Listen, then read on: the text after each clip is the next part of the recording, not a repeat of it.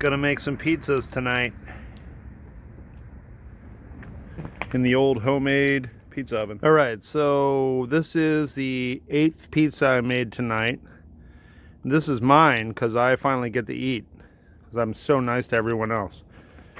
But anyways, so I'm gonna put this in here. I'm gonna take I have my wood fire oven cranking.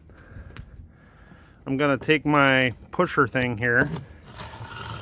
Don't get too fancy. I mean, this is just made out of some scrap wood. You just need to push everything out of the way. I'm gonna have a nice. I move the embers over the cooking surface between pizzas when you're having a party. And you take your pizza and you just, oh crap. Of course that's what happens when you're trying to do it with one hand.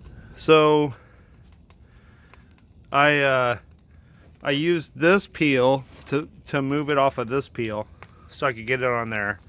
And then what I normally do is I'll take these, and as soon as these guys start showing some char around this side of it, near the embers, I'll rotate it.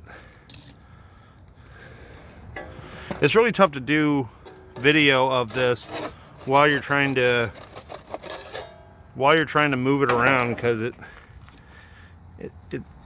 makes it a lot more difficult.